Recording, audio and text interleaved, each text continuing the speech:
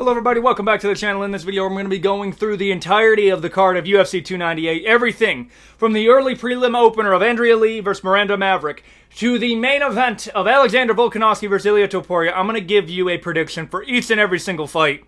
Some of them in depth, some of them not really, because I'm going to be real with you. There's some fights I just don't care about, others I super care about, and you're going to tell the difference very, very quickly. First up, we're going to start with the early prelim opener of Andrea Lee versus Miranda Maverick. Might as well flip a coin. That's how I feel about women's MMA. Even if the division is good, if I'm predicting a women's MMA fight and your name isn't Wei Lee, Shevchenko, or Nunes, I'm flipping a coin. And sometimes I have to flip a coin. Pena beat Nunes. I don't like predicting women's MMA. I really don't. Logically, Miranda Maverick should win. But I feel like it should be legally obligated for every single women's MMA fight to be a pick'em. I don't care who you are. I don't care if you're the champion or not. Every single women's MMA fight should be a pick'em one. Because genuinely, that's how it is. I'm going to pick Miranda Maverick too. Why? Because I flipped a coin earlier and it was Miranda Maverick. Next up. Oban Elliott versus Val Woodburn. Val Woodburn got outstruck by Bo Nickel. And before somebody goes in the comment section saying, oh, well, he came up on short notice, he was already training for a fight. There's a difference between going on short notice and going into a training camp versus going in on short notice already in a training camp. At the same time, I don't think he's as bad as other people are making him out to be. However, one thing that I have noticed that the UFC does is if they feed you to a up-and-coming prospect that they want to market and you do your job, which is lose for them, they're going to give you an opponent that you're probably going to lose again to. Although, you know, is it as good as a Bo Nickel, like an Oban Elliott? I think Oban Elliott's going to win here. I understand this is his UFC debut. I think he's going to win, and I think the odds are a little crazy. Some people need to chill. Oban Elliott from Wales versus Jamaica's Val Woodburn. The one thing I will bring up, Val Woodburn's basically a midget. 5'8" at the welterweight division. And I gave Sarah Putin shit for fighting at middleweight. Listen, maybe this is going to be a great learning experience for him and he could go down the 155. What are you doing? What are you doing at 170 at 5'8" in the UFC? Yeah, no, I think bro's going to get cooked. I think Oban Elliott's going to get this done. Not by a first round finish. Y'all need to chill. Probably a second round finish. If it goes to the third round, I think it goes to a decision.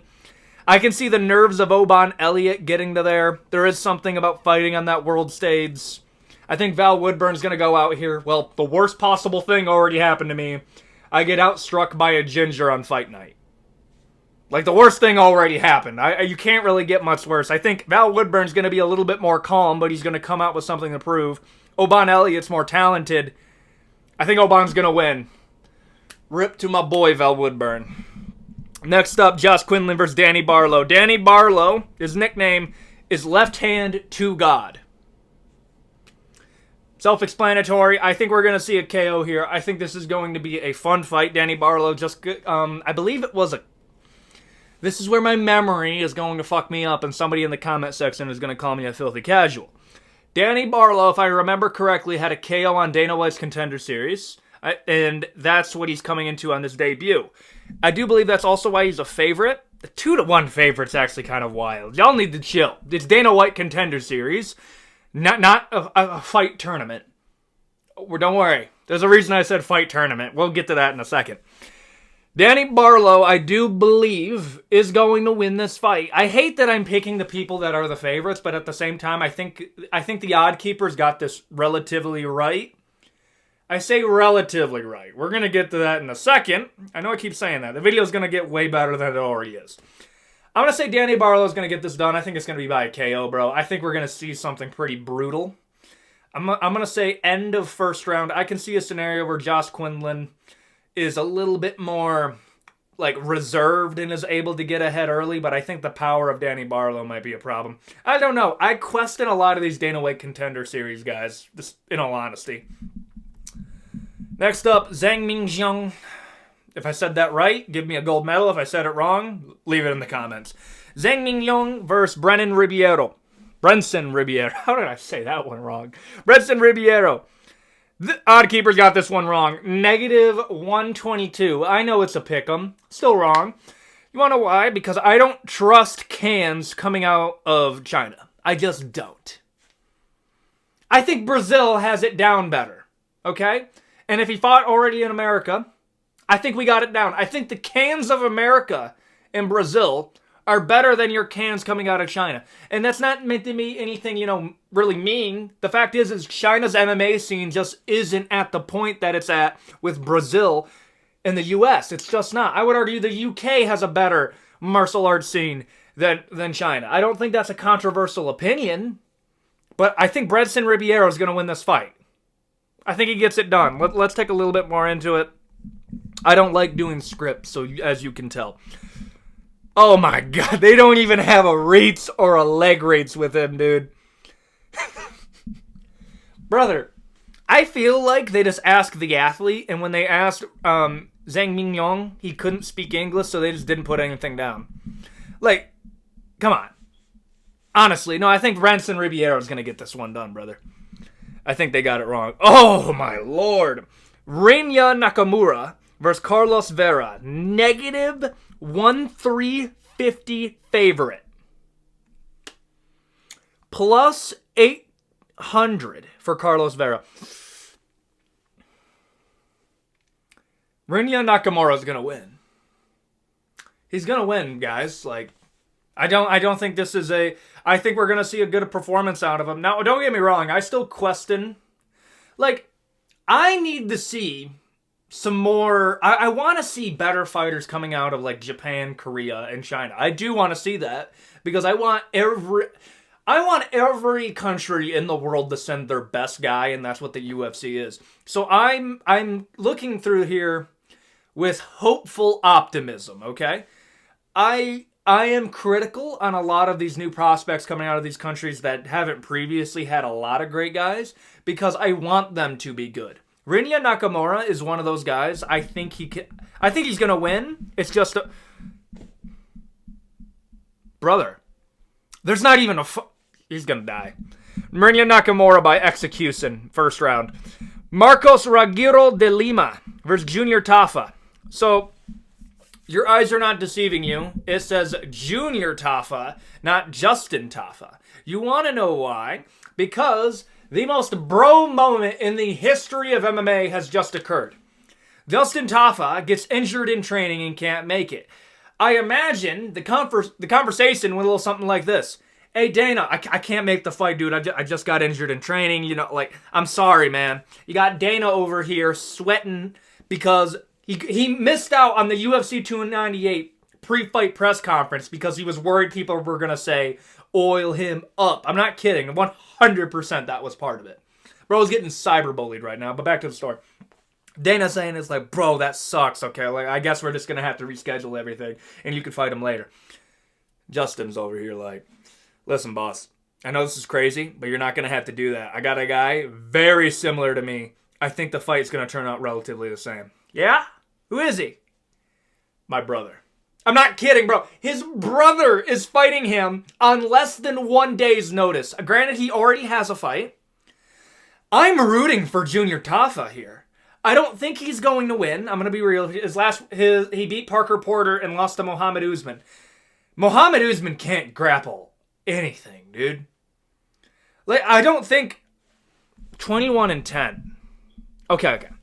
I'm going to try to convince myself that Junior Tafa is going to win. Let's look at Marcos de Lima. Let's see it. Okay. Because, okay, he beat Andrei Arlovsky. Whip-de-doo. Okay. He beat Waldo, the dude who just beat Andrei Arlovsky. Whoop-de-doo. Lost to Derek Lewis. Man, this guy's kind of a can. I'm not even going to lie. You know what? You don't know what? I'll choose Junior Tafa. Junior Tafa's going to get this one done. I'm going to say a TKO. I'm going to say TKO. I'm going to say TKO second round. I don't know, bro. I don't have a lot of faith with Marcos Rogero de Lima. Because I'm a brother as well, Junior Tafa, I'm going to root for him to win this one. Next up, Amanda Lemos versus Mackenzie Dern. I don't know. Okay? Like, let's look at Amanda Lemos's career real quick. Okay? If I remember correctly. I'm not going to say it, but let me... Okay. Let's see what we got. Oh, yeah. She got absolutely destroyed by Weili Zhang. Marina Rodriguez. Marcel Watterson. Okay. So she can beat people that aren't at the super high level, but she loses to people that are in that championship caliber. Is Mackenzie Dern at a championship caliber? Probably not.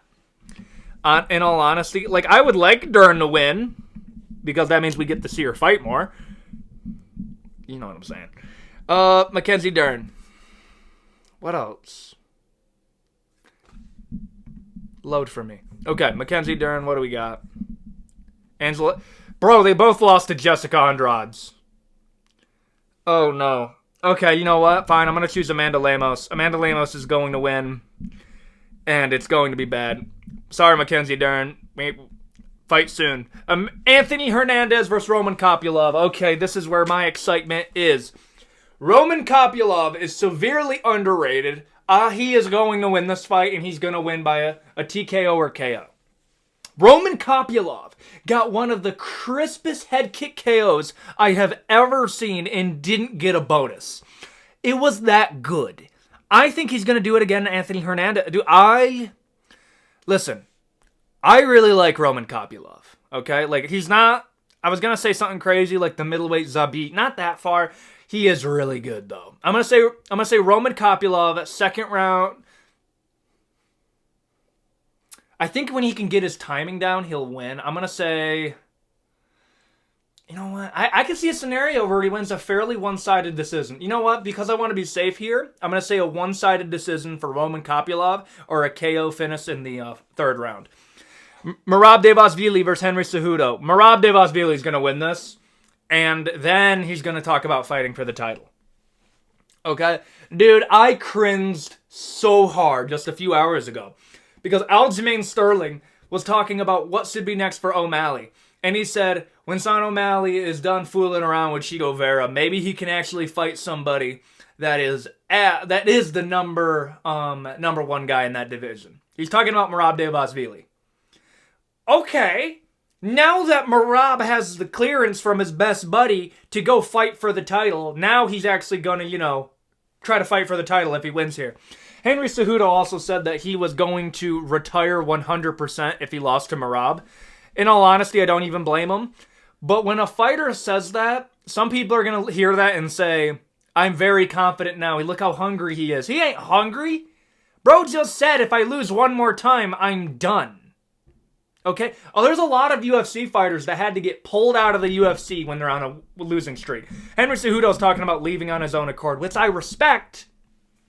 I'm not confident in your pick then. I think Merab's going to win this via one-sided decision. And Merab Dvalishvili is better at offensively wrestling than Henry Cejudo, despite Henry Cejudo being an Olympian. Henry Cejudo is more of a defensive wrestler in how he utilizes it. Henry Cejudo's a former D1 wrestler that got out-wrestled by a D3 wrestler in Aljamain Sterling. Merab Dvalishvili is going to win. Jeff Neal versus Ian Machado. Ian Gary is one of the biggest fall-offs in MMA. Not because he's bad. I actually think Ian Gary is one of the better strikers at welterweight. Even when we're including somebody like Leon Edwards and Wonderboy, I think Ian Gary's going to be in like the top 3 or the top 4 best strikers. I think he beats Jeff Neal. I do. You want to know why? Because we can't have good things. That's the life lesson right there. Ian Gary is going to beat Jeff Neal. I think it's going to be another 3-round decision because outside of the D-Rod fight, Ian Gary's finishing ability is cans and once in a while gets lucky. Jeff Neal, I think, has the power to finish fights at a higher percentage. Watch the percentage actually be higher for Ian Gary. But no, I think Jeff Neal has better finishing potential, but I think Ian Gary is going to be able to control the striking better. I think Ian Gary is going to win this by a 3-round decision. If Jeff Neal can win, look, I'm going to be real. I want to be wrong here.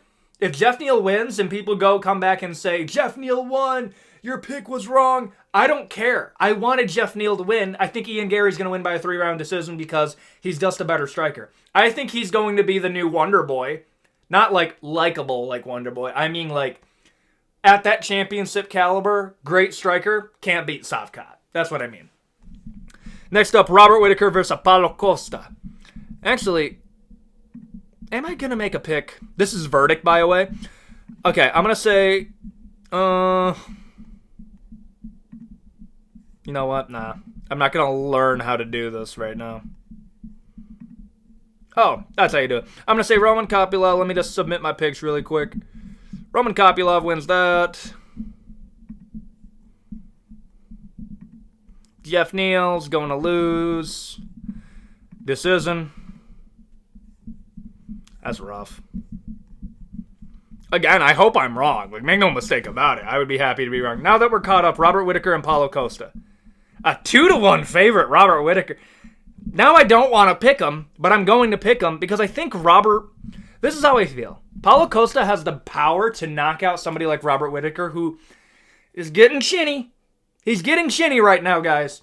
But Robert Whittaker is just so much more well-rounded than Paulo Costa, and I'm telling you this right now. Paulo Costa is one bag away from leaving MMA. At least Robert Whittaker is motivated to try to fight for the belt again. I don't think he's as hungry as he was, but I think Robert Whittaker is hungry enough to win. Does that make sense? Okay.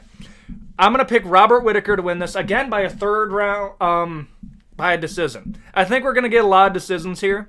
Except I think Kopylov actually might win this by a KO. I might change that. Robert Whittaker, again, 3 rounds, decision. Boom. Make a pick. Bada boom. No. Decision. I just put the wrong one. There we go. That would suck. No, I'm going to get that wrong. That's going to make me sad. Anyways, Alexander Volkanovski versus Ilia Topuria. It is what it is. Ilia's going to win. At least, I hope not. Let me explain. Ilia Topuria, it has been written up so perfectly for him to win. I almost believe it's the MMA gods giving us, like, no, you're not going to get a McGregor comeback. We're going to give you McGregor, but not as good. Ilia Topuria's stick is starting to become cringy to me. Like, there's a point where even something that is cool, like the charisma and stick of Conor McGregor, becomes bad because it's just cringe. Like, if you're copying so hard, it starts to become cringe. Dude, I said that, and then immediately people started coming after me saying, oh, well, you're doubting Topuria. I'm picking Topuria to win. I just think he's cringe. I don't understand what's so hard to understand about that. I just, be more original. That's all I'm saying. I pray for your success. You're probably going to become a champion. You're 27 years old in the featherweight division. Yair's 31. Max Holloway's old as shit.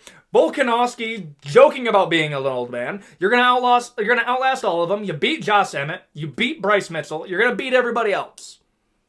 That being said, I think he's going to become a champion. He'll become a champion. It's a matter if he beats Volkanovski now. And even Volk said that because Volk believes Ilia's going to become a champion at some point. I think Ilia's going to win. I do. I would love to be wrong. Make no mistake about it. I would love to be wrong here, and I hope I'm wrong. I think Ilia Topuria is going to win. I think he's better at boxing in the pocket than Volkanovski is. Volkanovski, at featherweight and arguably lightweight, had to get used to fighting people at range, getting into range and striking them in there. Ilia Topuria just has better striking in the pocket, good jiu-jitsu, but he doesn't use his jiu-jitsu to hardly ever get submissions unless the dude is practically begging to get submitted, like Bryce Mitchell, who was getting beaten up like bro was getting his lunch money stolen the entire fight. Ilia Topuria is not going to submit him, but he has the jiu-jitsu to protect himself and to take advantage when he has to. Striking-wise, Ilia's going to win. The one thing, I'll say this right now. I'm about to burp, but it's stuck down there. Big breath. Okay. Ilia Topuria versus Yair Rodriguez. I think Yair has a style that is more amped to beat Ilia Topuria because of the kicks in the vocabulary of strikes that Yair has. He's more likely to beat somebody like Ilia. Volkanovski has a leg kick. Not a lot. There's not a lot that Volkanovski brings, but what he brings is so effective. Ilia Topuria has that same thing. He doesn't bring a lot, but he's really good at what Volkanovski is good at. But I would argue Ilia Topuria is just a little bit better. When I mean that this is like the only way that I think Volkanovski would lose, I do mean that. All the things are in Ilia Topuria's favor. The confidence, the crap, I don't want to say the crap, the confidence, the time. Alexander Volkanovski's 35 years old. There's never been a featherweight champion that's won after 35. The time to do it. Did I really just say time? I'm fumbling all over. Ilia Topuria is going to win by a KO in the first 3 rounds. There you go. KO or TKO. Let me make this pick. Alexander Volkanovski, make a pick. I'm going to say knockout, 3rd round. Submit my pick. Let's go.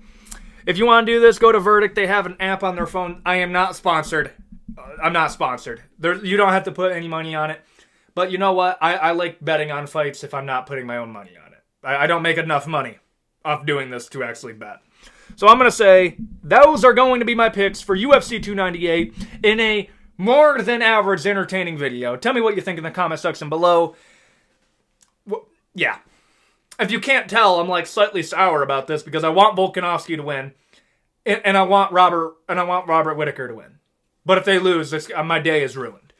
So with that out of the way, adios, guys.